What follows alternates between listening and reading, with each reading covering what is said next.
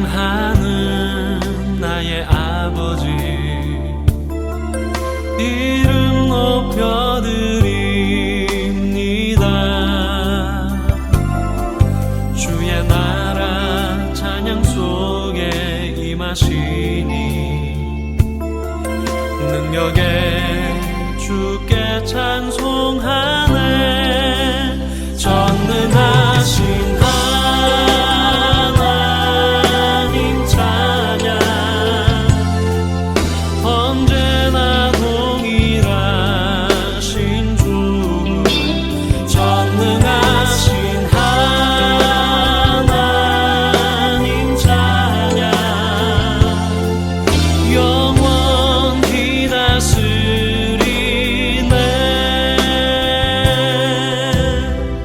사랑하는 나의 아버지, 이름 높여드립니다.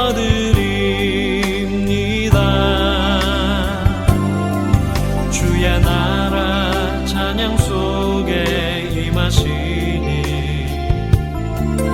능력에 주께 찬송하네. 전능하신 하나님 찬양, 언제나 동일하신 주. 전능하신 하나님 찬양, 영원히 다스리네. 할렐루야. 사랑하는 우리 성도 여러분, 한 주간 주 안에서 평안하셨습니까? 오늘 복된 주일을 맞이하여 우리 함께 주님을 예배하는 귀한 자리에 우리가 나왔습니다. 오늘도 하나님은 자기를 전심으로 찾는 자에게 하나님을 나타내신다고 하셨으니, 여러분이 신령과 진정으로 주님을 향해 예배를 드리는 가운데 주님의 은총이 여러분에게 가득히 많은 그러한 복된 예배가 되기를 바랍니다. 오늘도 태맥길라 갈보리 교회 예배에 이렇게 함께 하신 여러분 한 분 한 분을 진심으로 환영하고 축복하며, 특별히 오늘 처음 예배에 함께 하신 분이 계시다면 주님의 은혜가 여러분의 삶에 더욱 넘치기를 또 간절히 기대합니다. 자, 우리 함께 믿음의 찬송을 드리시면서 오늘 예배 시작하도록 하겠습니다.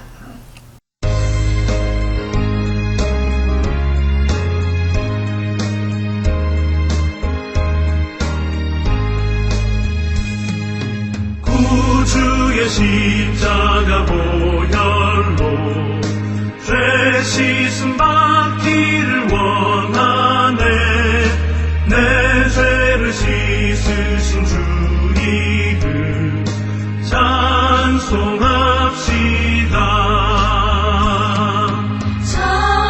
찬송합시다.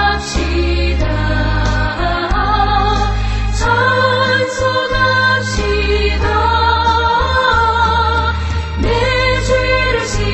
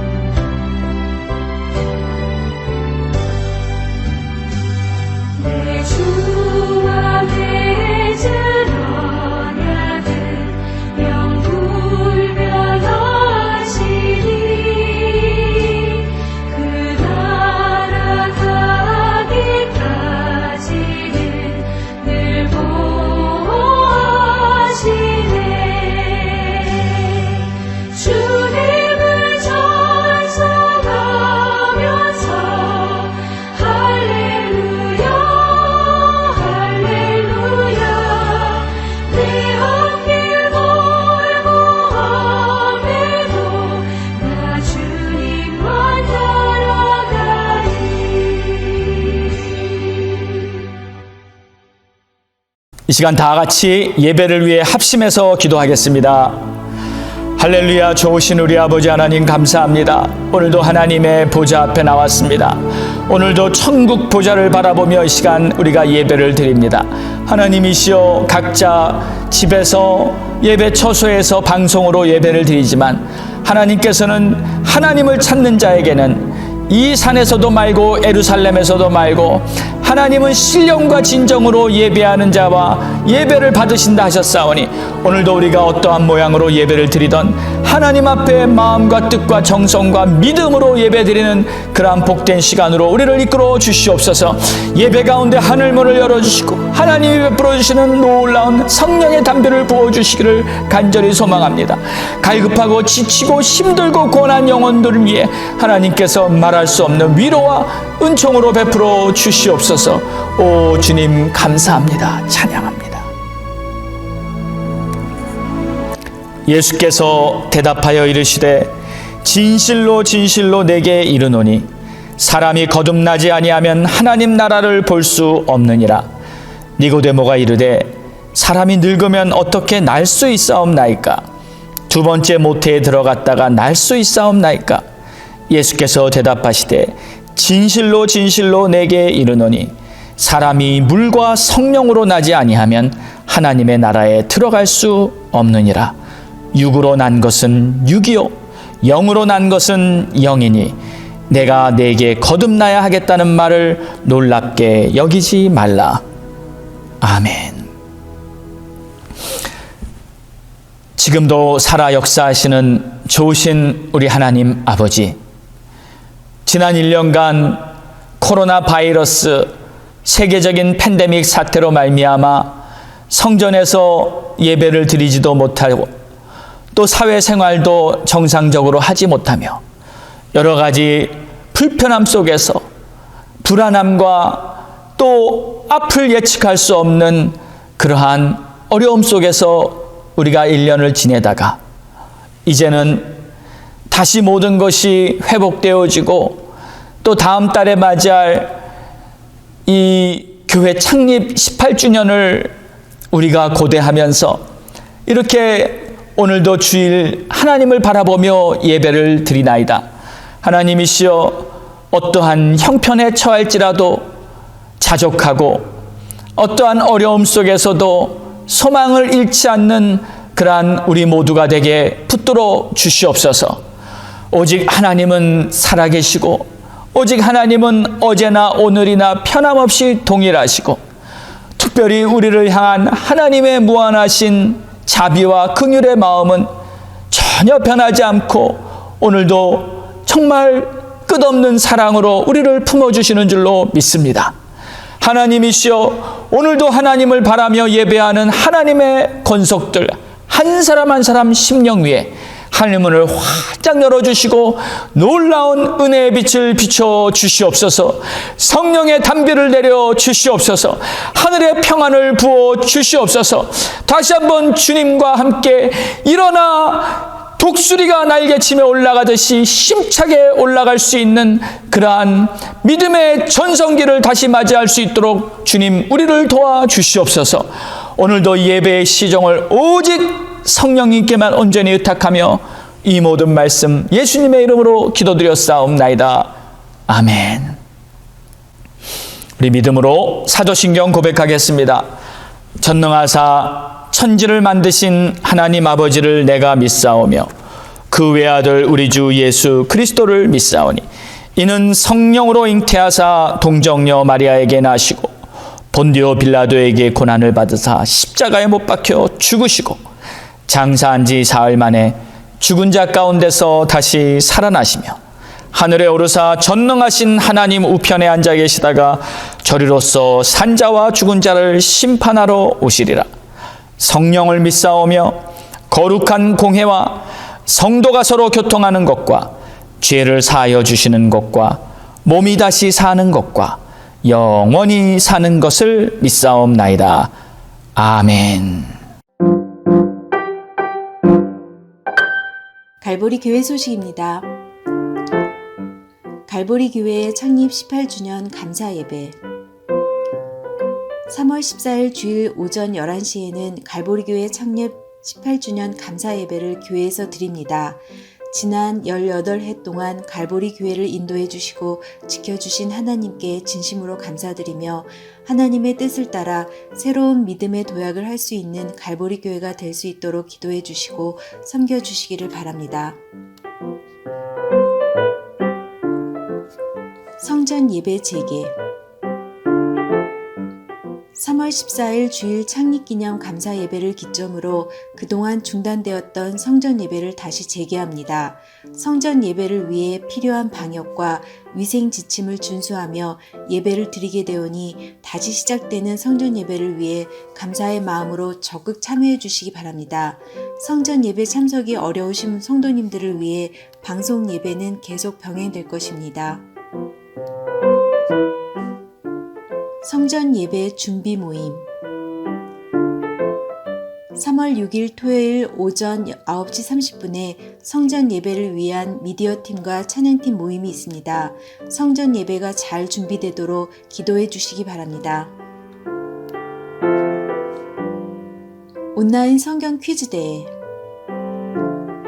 3월 22일 주일 오후 3시에는 갈보리 교회 창립 18주년을 기념하여 온라인 성경 퀴즈 대회를 개최합니다. 참가는 누구나 할 수 있으며 3월 1일부터 20일까지 읽어나가시는 맥체인 성경 읽기 범위 중에서 출제하게 됩니다. 푸짐한 상품도 준비되오니 적극 참여하셔서 말씀 안에서 교제와 즐거움을 경험하시기 바랍니다. 텍스 리포트 현금 내역 텍스 리포트에 필요한 성도님들의 헌금 내용을 발송해 드렸습니다. 혹시 못 받으신 분은 재정부로 문의해 주시기 바랍니다. 발송된 서류 총계에 디렉트 디파짓이 누락됨으로 인해 금액 또는 성함에 오타가 있을 수 있으니 이 점 양해 부탁드리며 연락 주시면 다시 발행해 드리도록 하겠습니다. 헌금 통계 2월 14일부터 21일까지의 헌금 통계는 5,685불입니다. 갈보리 성도 소식 및 중보기도 김미아 권사님의 위장 장애와 장사라 사모님의 골반 치유, 장영주 사모님의 위궤양을 위해 또 몸이 아프신 성도님들의 건강 회복을 위해 기도해 주시기 바랍니다. 또 우리의 자녀를 위해 또 성도님들의 사업과 직장을 위해서 기도 부탁드립니다. 이제 3월이 되면 저희 교회가 창립 18주년을 맞이하는 너무나 뜻깊고 또 복된 주일이 될 것을 간절히 고대하고 있습니다. 특별히 이번 창립 18주년 주일을 맞이해서 저희가 성전에 모여서 예배를 드릴 뿐만 아니라 이제 앞으로 계속 성전에서 다시 교회 사역을 정상적으로 진행할 수 있기 위해서 준비를 시작하려고 합니다. 물론 현실적으로 모든 것이 완벽하게 회복된 것 같이는 보이지는 않습니다.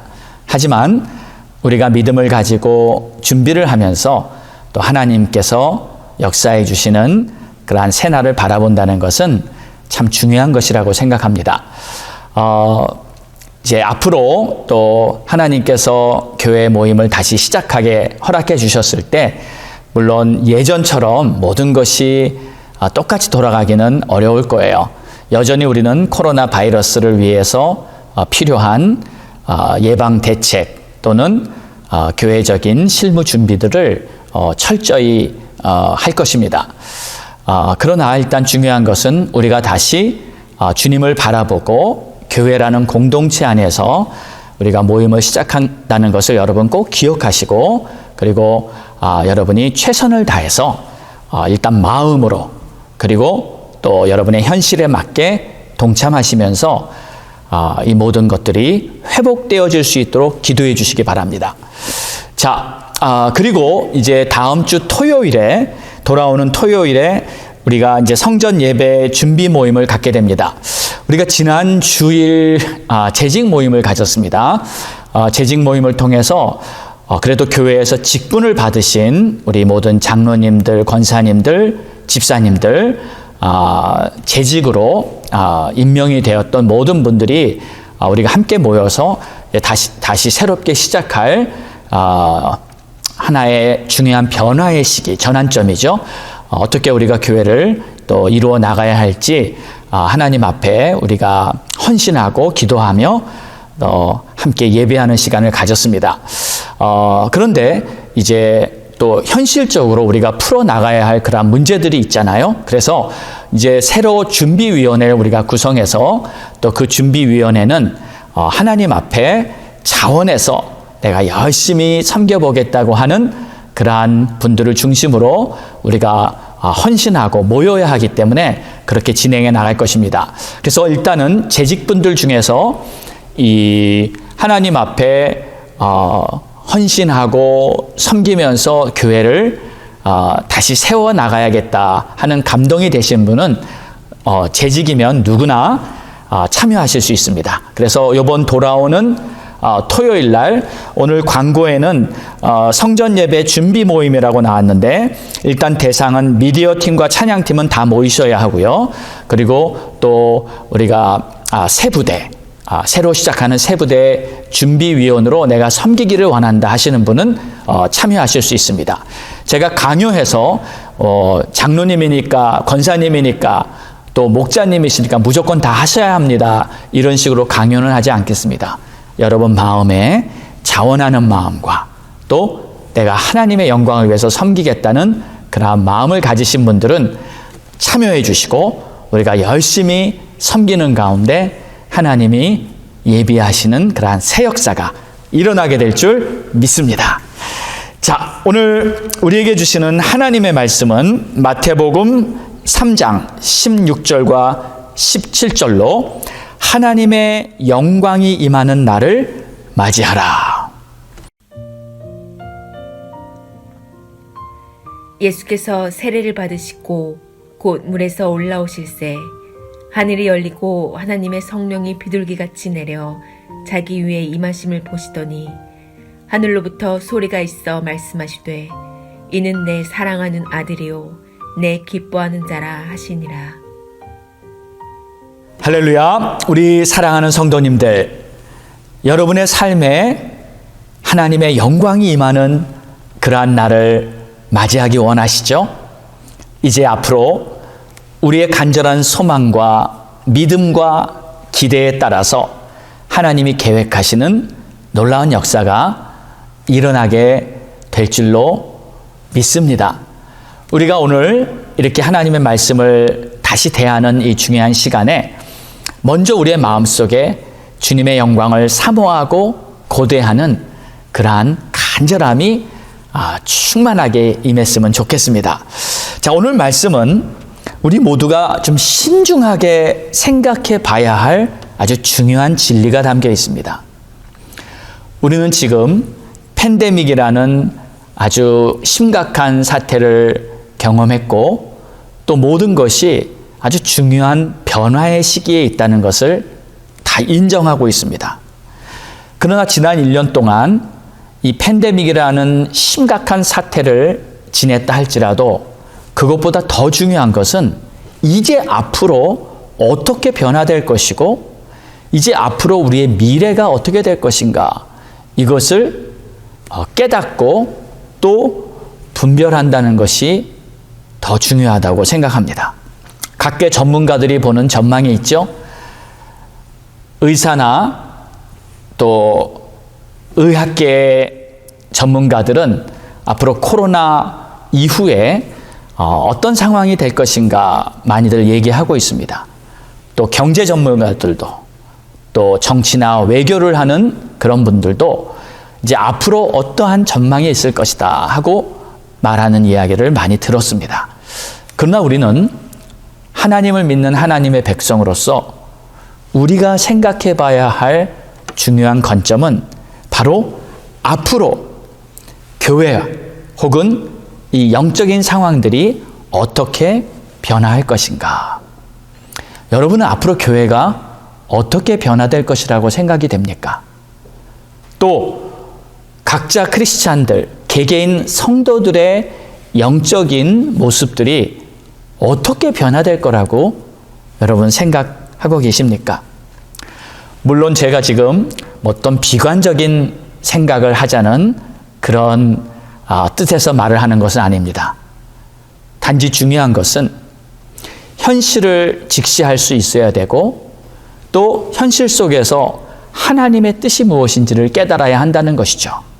반드시 하나님께서는 모든 것을 합력하여 선을 이루실 줄을 믿습니다.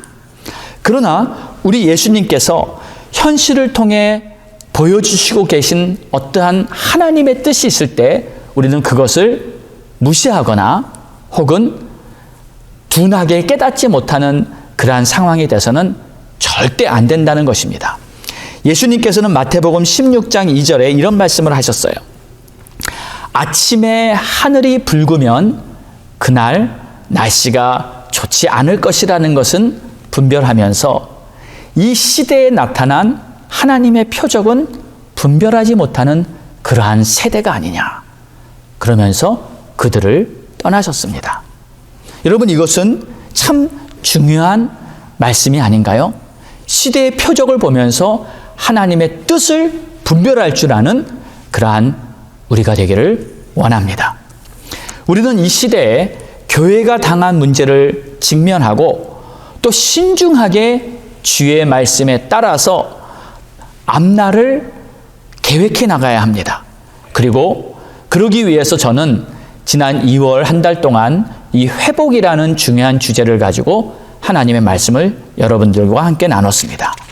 자, 여러분은 회복이라는 것이 뭐라고 생각하십니까? 쉽게 얘기하면 어렵고 힘든 상황에서 모든 것이 다시 좋아지는 것이죠. 아주 고통스럽고 큰 문제 속에서 해결되는 것. 물론 이것이 회복입니다.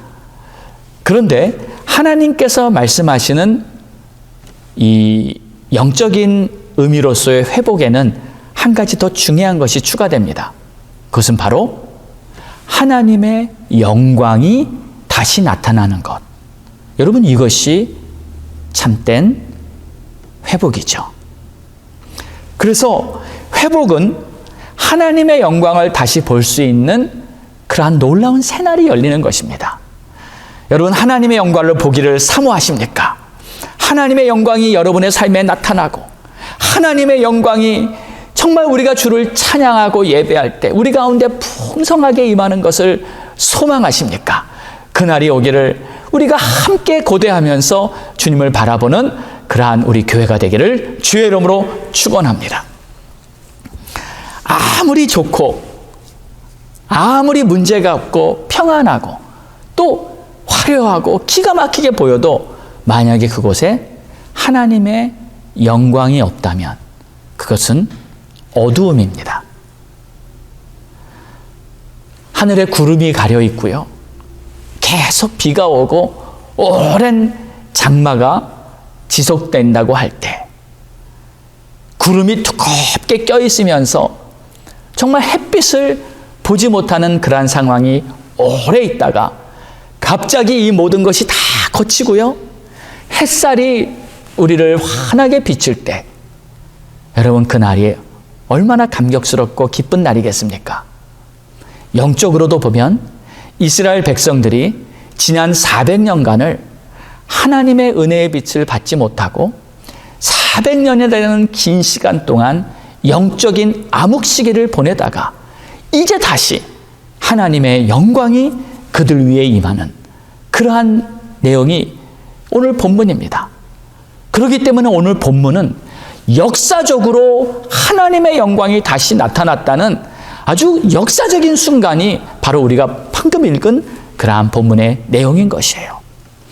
여러분, 정말 우리에게도 하나님의 영광이 가득 임하는 그러한 날이 여러분 모두의 삶에 다 이루어지기를 간절히 소망합니다. 자, 그런데 이 하나님의 영광은 두 가지 방법으로 나타났습니다. 첫 번째는 성령이었고요. 두 번째는 하늘에서 들리는 소리, 하나님의 음성이었습니다. 16절을 읽어보겠습니다. 예수께서 세례를 받으시고 곧 물에서 올라오실새 하늘이 열리고 하나님의 성령이 비둘기같이 내려 자기 위에 임하심을 보시더니, 하늘이 열리는 거예요. 그리고 성령이 임하시는데 이 하나님의 영광은 이 성령으로 나타나는 것입니다. 성령께서 하나님의 그 영광을 나타내시면서 예수님 위에 임하셨던 거였어요.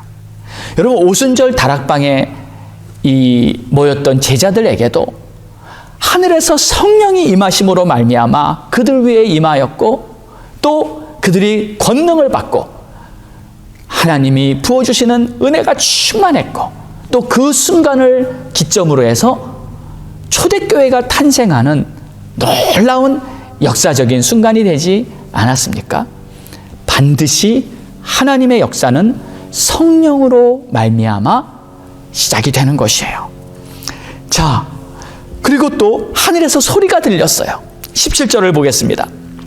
하늘로부터 소리가 있어 말씀하시되, 이는 내 사랑하는 아들이요 내 기뻐하는 자라 하시니라. 이 소리는 하나님의 음성이었습니다. 하나님은 처음부터 본래 말씀의 하나님입니다. 말씀으로 천지를 창조하셨고, 에덴 동산을 만드시고 아담과 하와를 만드신 후에 아담과 계속 말씀으로 교제를 나누셨었고요. 하나님은 선지자들에게 말씀하시고 그 말씀하신 대로 모든 것을 이루셨고요. 하나님은 항상 말씀의 하나님이셨어요. 우리에게도 지금 성경을 주시고 기록된 하나님의 말씀을 우리가 날마다 읽을 수 있는 것, 바로 하나님의 말씀이 우리에게 주어졌을 때 그 말씀이 우리에게는 생명력이 되고 하나님의 영광을 경험하는 놀라운 길이라는 것을 믿으시기 바랍니다. 자, 그런데 지난 400년 동안은 이스라엘 백성에게 하나님의 음성이 들리지 않았습니다. 물론 그들이 이 율법책은 가지고 있었죠. 두루마기는 들고 있었어요. 그러나 그 두루마기는 그저 기록된 말씀에 불과했고, 하나님이 직접 그들에게 레마로 말씀하셨던 그 음성은 그들에게 없었던 것이었어요. 여러분, 어쩌면 우리도 지금 하나님이 우리에게 직접 주시는 레마의 음성은 우리가 듣지 못한 채, 여러분들이 그저 기록된 성경만 가지고 있을 수도 있다는 것을 우리는 인정해야 합니다. 여러분 심령에 주님의 음성이 들리고, 여러분 귓가에 다시 주님의 음성이 들릴 때 우리들의 영혼은 다시 힘차게 일어나는 새 생명을 가진 그러한 삶이 되는 줄로 믿으시기 바랍니다. 제가 처음 주님의 음성을 들었을 때 저는 너무 감격했습니다. 그것은 그냥 내면에 들리는 소리가 아니었고 제 귓가에 정말 소리로 들리는 하나님의 음성이었어요. 내가 어디로 가든지 내가 너와 함께 있을 것이다. 저는 그 음성을 듣고 항상 저와 함께 해주시는 하나님 신뢰하고, 어떤 상황에도 두려워하지 않고 겁내지 않고 담대하게 모든 일을 주를 따라서 갈 수 있는 그러한 모든 힘이 나에게 말씀하셨던 그 주님의 음성을 내가 들었기 때문인 것입니다. 우리 사랑하는 성도 여러분, 여러분의 심령에 반드시 하나님의 음성이 들리는 놀라운 축복이 있기를 예수의 이름으로 축원합니다. 그래서 하나님의 영광은 성령과 또 하나님이 들려주시는 그 음성, 그것으로 임했던 것입니다. 그리고 이 영광이 바로 예수 그리스도께 임한 것입니다. 예수님은 본래 천국에서 오셨습니다. 그렇기 때문에 본래 영광 중에 계신 분이었지만 이 세상에 오실 때는 그 영광을 다 내려놓고 아주 이 작은 모습으로, 초라하고 천한 모습으로 말구 위에서 태어나셨죠. 그래서 우리가 예수님을 볼 때 이 두 가지 관점을 보아야 합니다. 첫 번째는 그분은 하늘에서 오신 분이다. 본래 우리와 차원이 다른 분이다. 그분이 바로 하나님이시며 그분이 바로 하늘의 영광을 다 가지고 계신 바로 주권자요 권세자시다. 우리는 그분을 그렇게 믿습니다. 두 번째는 그럼에도 그분은 모든 영광을 다 내려놓으시고 육신을 입고 우리와 똑같은 모습의 인간이 되셨어요. 그리고 인간으로 살아가시면서 하나님의 아들, 하나님의 자녀로서의 모든 것을 다 나타내셨습니다. 그 말은 다른 말로 하나님의 자녀가 된 우리들에게 예수님은 본이 되셨다는 거예요. 그러니까 예수님이 하신 그대로 예수님의 본을 받아 예수님의 길을 따라서 우리는 하나님께로 가는 것입니다. 아무든지 나를 따르려거든 자기를 부인하고 날마다 자기 십자가를 지고 주를 쫓을 것이니라. 믿음의 주여 우리를 온전케 하시는 그리스도를 바라보는 것이 바로 우리들이 해야 할 것이죠. 그러니까 예수님은 우리들의 모델입니다. 우리는 예수님을 닮아야 하고 예수님이 하신 대로 그대로 따라가야 하는 줄로 믿으시기 바랍니다. 자, 이런 관점에서 예수 그리스도께서 세례 요한에게 세례를 받은 거예요. 그런데 오늘 말씀을 여러분 잘 보세요. 이 예수님이 세례 요한에게 세례를 받아야 하는 것은 가만 보니까 꼭 필요했던 필수 코스 같아요. 요한에게 세례를 받은 후에 예수님의 공식적인 사역이 시작되는 것으로 보여집니다. 그렇죠? 그렇다면 여기서 성경이 증거하고 있는 이 세례의 의미는 과연 무엇이며 이것이 얼마나 중요한 것인지를 우리는 생각해 보아야 합니다. 하나님께서 이 요한에게 세례를 베풀라 하셨고 또 요한이 예수님에게 세례를 주었는데 왜 400년이라는 긴 암흑 시대를 지난 후에 새 시대가 열리는 이 중요한 시점에서 왜 세례인가? 그리고 이 세례가 의미하는 것이 무엇인가? 여기 중요한 의미가 담겨 있습니다. 자, 세례는요, 죽음을 의미합니다. 그러니까 육이 죽고 영으로 산다는 것을 예식적으로 세례식을 통해서 영적인 의미가 그 안에 담겨 있는 것입니다. 그래서 이 거듭나야 한다는 예수님의 메시지, 그것이 바로 세례와도 관련이 있는 거예요. 우리는 영적으로 다시 태어나야 합니다. 그래야 하나님의 참된 자녀가 되는 거예요. 다른 말로는 이렇게 표현할 수도 있어요. 내 자아가 죽고 하나님 안에서 영적으로 살아가는 것.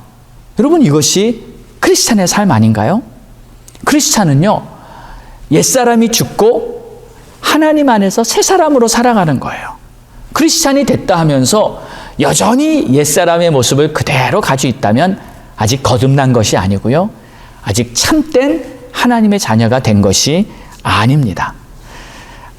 여러분, 아무리요 영적인 지식이 많고 또 종교적으로 경험도 많고 그랬다 할지라도 자아가 죽지 않은 사람, 그런 사람은 절대 하나님의 영광을 볼 수가 없습니다. 오늘 세례가 바로 그것을 말하고 있어요. 왜 그 당시에 이 바리새인들이나 서기관 혹은 제사장들이 분명히 그들 눈앞에 예수님이 있었음에도 불구하고 예수님을 받아들이지 못했을까요? 그것은 바로 그들이 갖고 있는 자아, 자존심, 자기의 의, 이런 것들이 분명히 장애물이 된 거예요. 그래서 예수님을 눈앞에 두고도 예수님을 받아들이지 못한 겁니다. 자신의 의가 너무 강하고 이 왕성하기 때문에 오히려 그것이 장애물이 돼서 예수님을 영접하지 못한 거예요. 그러니까 어떤 면에서는요, 율법을 너무 잘 지켰어요. 근데 그것이 자부심이 돼서 자기의 의가 돼서 그것 때문에 예수님을 받아들이지 못한 거예요. 더 쉽게 표현하자면 너무 잘나서 예수님을 받아들이지 못한 거라는 거예요. 오히려 죄인들, 그리고 세리였던 천한 사람들, 나는 부족하고 나는 잘한 게 없다 하는 그런 사람들이 오히려 예수님을 받아들이고 예수님을 찾고 예수님께 매달리고 예수님을 따랐던 것입니다.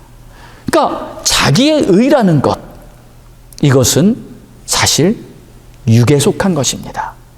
자기의 의가 깨어지고 그것이 사라지고 그리고 하나님 안에서 다시 새롭게 될 때 그 자가 참된 하나님의 자녀인 줄 믿습니다. 예수님이 세례 요한에게 세례를 받아야 할 이유는 하나도 없습니다. 그분은 본래 하나님이시기 때문에 왜 피조물에게 세례를 받아야 합니까? 그런데 예수님이 세례를 받은 딱 한 가지 이유는 하나님 아버지의 말씀에 순종한 것이죠. 근데 하나님 아버지의 뜻이 있었기 때문에 그 뜻에 순종한 것입니다. 근데 하나님 아버지의 그 뜻이 무엇일까요?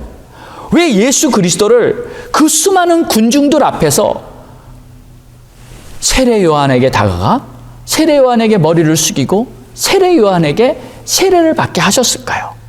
하나님 아버지의 의도가 있었어요. 그것은 바로 예수님께서 겸손하게 하나님 아버지의 뜻을 따라 순종하고 있다는 것을 모든 사람들 앞에 보이기 위함이었습니다. 자, 여기서 우리는 예수님이 겸손하게 하나님의 뜻을 따라야 한다는 이 겸손의 중요성을 깨달을 수 있는 것이에요.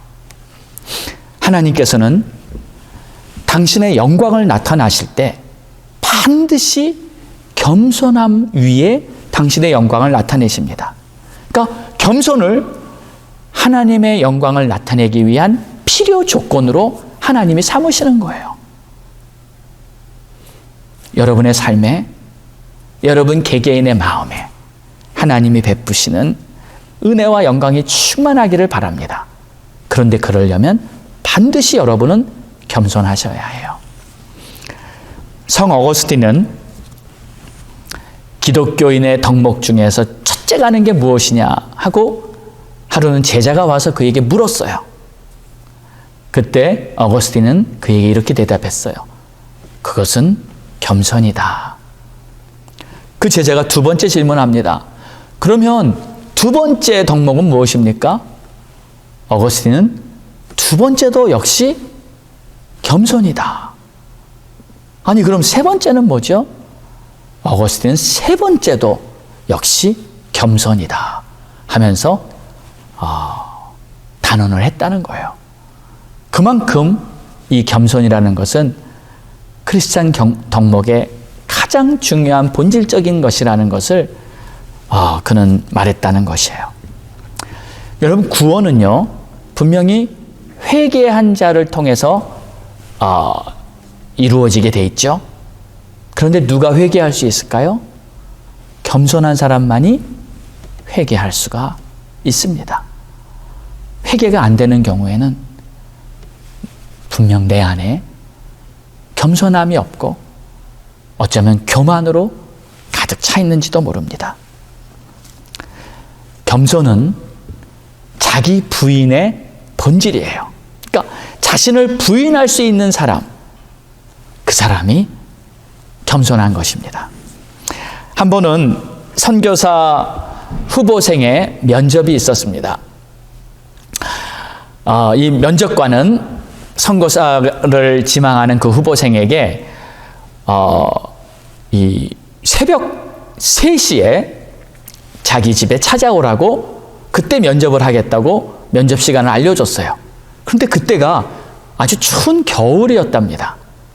이 선교사가 되고 싶어하는 후보생은 비록 추운 겨울이지만 선교사가 되고 싶은 마음에 새벽 3시에 그 집을 찾아갔어요.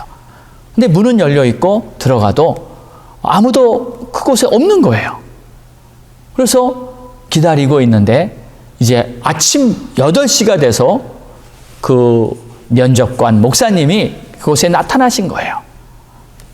그러더니 3가지 질문을 하겠다고. 첫 번째 질문을 이렇게 합니다. 당신은 이 말을 글을 읽고 쓸 수가 있습니까? 아니, 너무나 당연한 질문이잖아요. 네, 저는 쓸 수 있습니다. 그랬더니 두 번째 질문이, 그러면 이 베이커라는 단어의 스펠링을 한번 말해 보십시오. 그러더래요.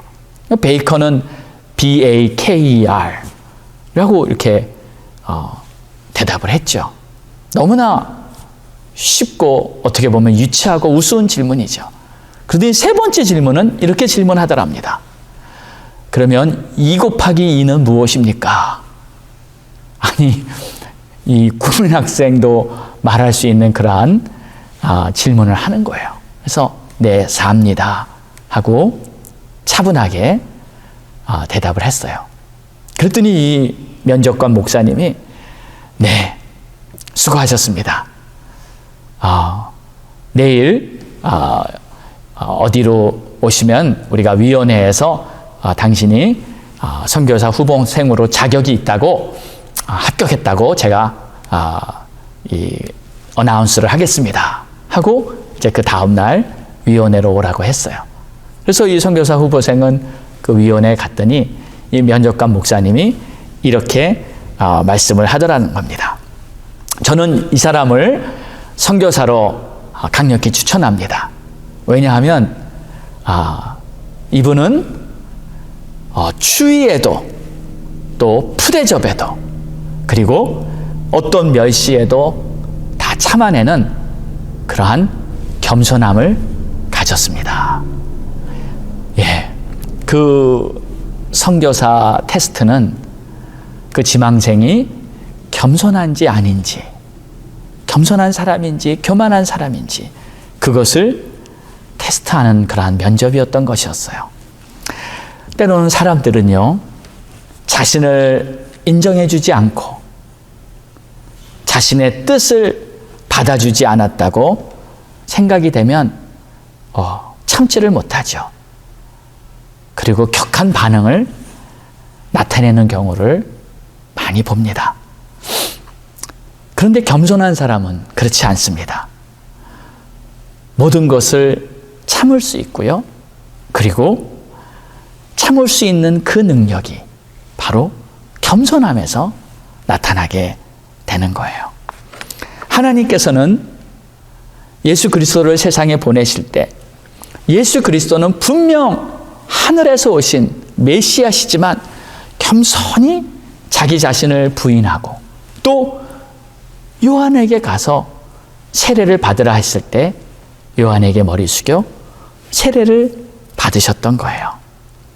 여러분, 이토록 우리는요, 하나님의 뜻 앞에서 하나님이 원하시는 그 하나님의 뜻 앞에서 내 자신의 겸손함을 다시 한번 돌아보고 또 겸손함을 회복할 때 하나님의 영광이 예수 그리스도 세례 받으신 후에 나타났던 그 하나님의 영광이 우리의 삶, 우리 교회, 이 모든 이 사회에도 다시 한번 하나님의 역사가 나타나기를 간절히 소망하고 회복해야 한다고 생각합니다. 그런데 이 겸손이라는 것은 자신을 부인하는 것인데 자신을 부인하기 때문에 낮아질 수도 있고 또 높아질 수도 있습니다. 겸손이 무조건 낮아지는 것만을 의미하는 것은 아닙니다. 주님께서 세워주실 때는 또 높아질 수 있는 거예요. 여러분, 지난주에 사도 이 세례 요한의 말씀을 기억하시죠? 세례 요한은 이 예수님을 세례를 줄 만한 그러한 자격이나 위치가 있는 사람이 아닙니다. 오히려 거꾸로 된 것이죠. 그러나 하나님의 뜻 앞에 그는 겸손하게 순종을 했기 때문에 비록 나의 주님이신 그러한 예수님을 세례를 주는 그러한 역할을 감당해야 했던 것이었어요. 하나님께서는 세례 요한을 높이셨고 또 세례 요한은 겸손했기 때문에 하나님이 높이신 것을 받아들였습니다. 자기 뜻, 자기를 고집했다면 아마 하나님이 원하시는 뜻에 순종하며 따르지 못했을 거예요.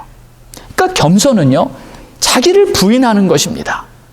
하나님이 높여주시면 감사하며 그냥 높임을 받고, 하나님이 낮추실 때는 그것도 감사하며 자기 자신을 낮추고, 자기 자신을 부인할 때 결국 하나님의 아름다운 역사가 나타나는 줄 믿으시기 바랍니다. 오히려 하나님이 나를 세워주시려고 할 때, 내가 못한다고, 안 된다고 거부할 때는 그건 겸손이 아니라 어떻게 보면 교만의 다른 얼굴일 수 있습니다. 그러니까 겸손과 이 교만의 사이에서 사실 우리는 갈등도 하고, 겸손했다, 교만해졌다, 그 사이를 왔다 갔다 하면서 살아가고 있는 것 같아요. 그런데 여러분, 이 겸손과 교만의 이 경계선이 어딜까요? 그런 생각 해보셨습니까? 저는 이렇게 생각합니다. 내 자신이 인정받지 못하고 내 뜻이 인정받지 못할 때에도 여전히 내 마음의 평안이 유지되면 나는 겸손한 거예요.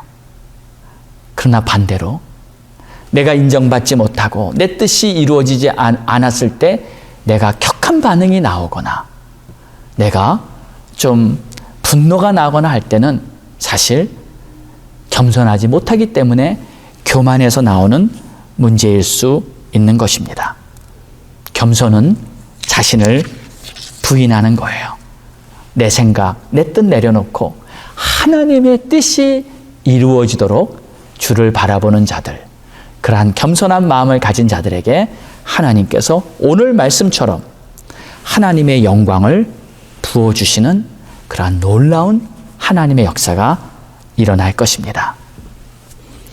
저는 오늘 말씀을 준비하면서 사실 이런 생각이 들었습니다. 지금 이 시대에 우리 크리스찬들 또는 우리 모든 교회들이라고 말할 수도 있겠죠. 많은 교회들. 혹시 우리들의 허물이, 우리들의 가장 큰 문제가 겸손을 잃어버린 것이 아닌가, 그런 생각이 들어요. 만약 우리가 겸손했다면 분명 하나님께서는 그 교회 위에 많은 은혜를 부어주시고 겸손한 사람마다 하나님의 은혜가 여전히 계속됐을 거예요. 만약에 우리가 겸손했다면 하나님의 영광이 우리들 위에 계속 비치고 있었을 거예요. 그러나 교회들이, 우리 크리스찬들이 겸손을 잃어버리고 교만해진 것이 아닌가, 이런 생각이 들었습니다. 전반적으로 먼저 목회자인 목사들부터 장로, 권사, 집사, 직분받은 모든 사람들이 우리가 겸손을 잃어버렸는데도 혹시 그것을 깨닫지 못하고 그냥 오늘까지 지내온 것이 아닌가 싶어요. 만약 그렇다면 우리는 슬퍼해야 합니다. 우리가 겸손하지 못하고 하나님의 영광을 비춰야 하는 그런 중요한 자리에 있었음에도 불구하고 그렇게 하지 못했던 우리 자신들을 돌아보며 가슴을 치고 슬퍼하며 회개해야 한다고 생각이 됩니다.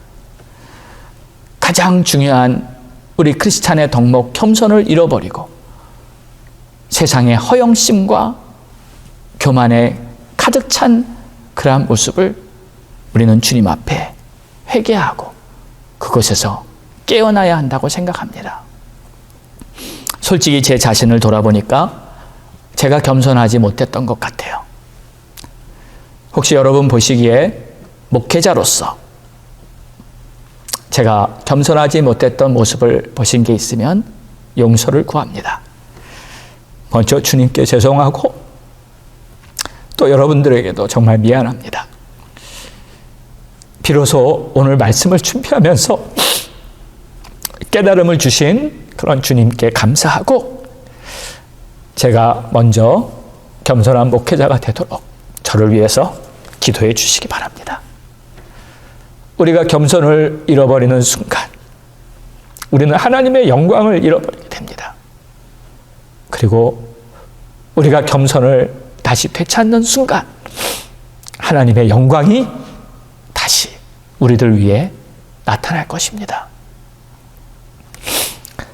베드로전서 5장 5절의 말씀. 서로 겸손으로 허리를 동이라. 하나님은 교만한 자를 대적하시되 겸손한 자들에게는 은혜를 주시느니라. 기도하겠습니다. 하나님 아버지, 우리의 교만함을 용서하시고 하나님 앞에 우리의 잘못과 허물이 많음에도 불구하고 이런저런 외부의 환경을 탓하고 남을 탓하고 정치인들을 탓하고 지도자들을 탓하고 또 주위의 환경을 탓하면서 교만하게 남을 판단하고 정죄했던 그러한 우리들의 모습을 용서하여 주시옵소서. 우리가 빛과 소금이 되지 못하고 우리가 하늘의 미랄이 되지 못했음에도 우리가 겸손하지 못함에도 하나님의 그 크신 뜻을 따르지 못했음을 용서해 주시옵소서. 이제 다시 새날을 맞이하기 원합니다. 하나님이시여 우리를 새롭게 해주시고 회복시켜 주셔서 하나님의 뜻이 이루어지는 그러한 우리 테메킬라 갈보리 교회가 되게 하여 주옵소서. 이 모든 말씀 예수님의 이름으로 기도드렸사옵나이다. 아멘. 우리 다 같이 일어나셔서 내는 주의 영광을 보내 찬양하신 후에 우리 합심해서 오늘 말씀 꼭 붙들고 우리 주님 앞에 함께 기도하겠습니다.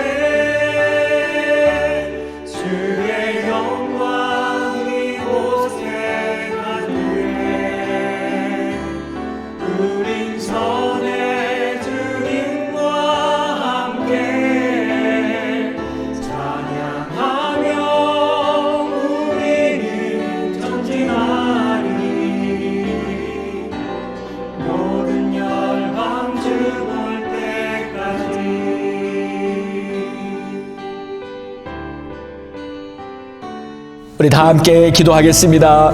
할렐루야. 좋으신 우리 하나님 아버지, 우리의 교만함을 용서하시고 하나님 우리가 주님 앞에 회개치 못함을 용서하시고 하나님 우리가 주님 앞에 신실하지 못했음을 용서하시고 하나님의 뜻을 따르지 못하고 불순종했음을 용서하시고 하나님의 말씀대로 살지 못하고 하나님의 뜻대로 따르지 못했음을 용서하시고 하나님 우리를 불쌍히 여겨주시고 새날을 열어주시옵소서. 하나님 우리가 다시 자신을 부인하고 하나님을 바라보며 따를 수 있도록 주님을 바라보며 나아갈 수 있는 그러한 우리의 삶이 되게 도와주시옵소서. 하나님이시여 이제 우리 한 사람 한 사람 다시 말씀 앞에 돌아와 복음 앞에 돌아와 십자가 앞에 돌아와 다시 새 출발을 할 수 있기를 원합니다. 주님 앞에 진실된 믿음의 자녀들로 살아갈 수 있기를 원합니다. 하나님 우리를 새롭게 하여 주시고 하늘의 영광으로 우리를 채워주시옵소서.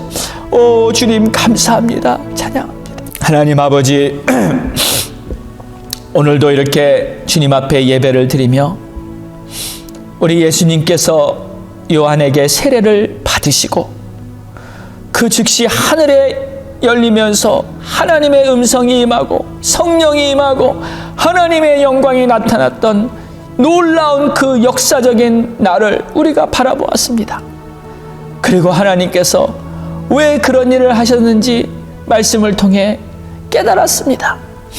그동안 하나님의 영광을 보지 못했던 그 이유는 바로 우리가 교만하고 우리가 자아가 살아있고 자신을 부인하지 않고 내 뜻대로 살아왔던 그러한 허물 때문에 하나님의 영광을 스스로 가리웠던 것을 용서하여 주시옵시고 이제 다시 겸손하게 하나님 앞에 나아오는 그러한 우리 모두가 되게 도와주시옵소서.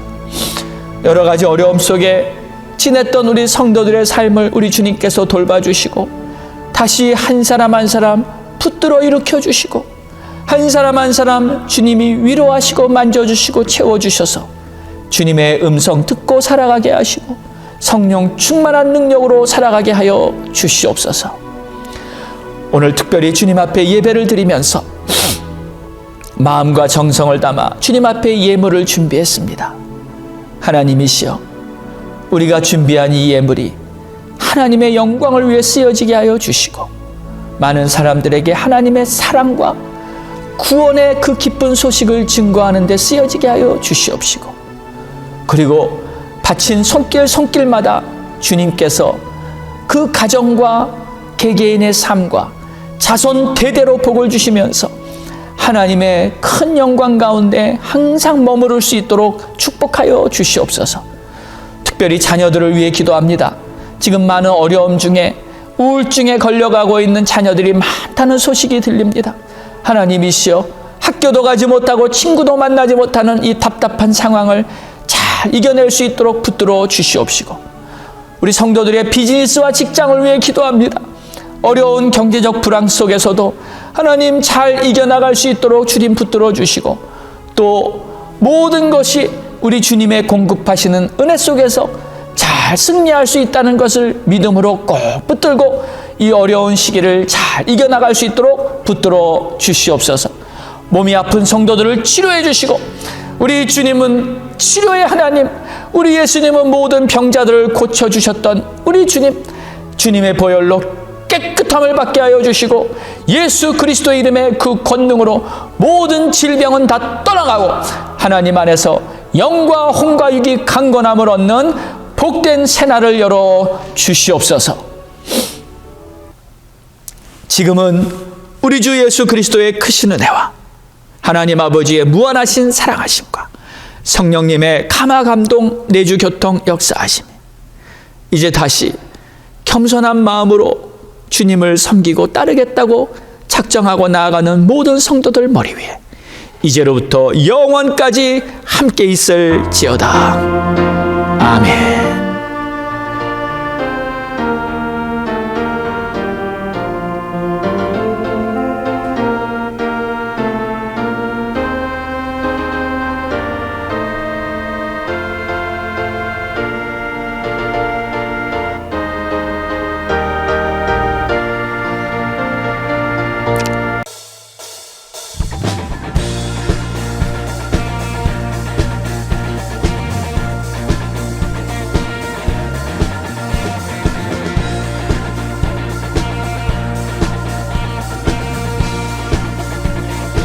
주님 뜻대로 살기로 했네.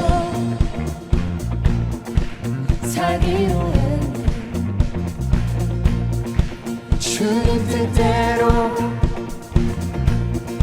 살기로 했네. 주님 뜻대로 살기로 했네. 뒤돌아서지 않겠네. 이 세상 사람 날 몰라줘도 이 세상 사람 날 몰라줘도 이 세상 사람 날 몰라줘도 이 세상 사람 날 몰라줘도 뒤돌아서지 않겠네. 뒤돌아서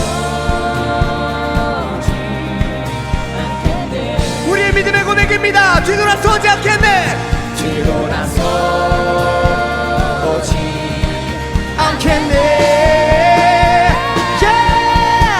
어떠한 시련이 와도 수많은 유혹 속에도 신실하신 주님 약속 나 붙들리라.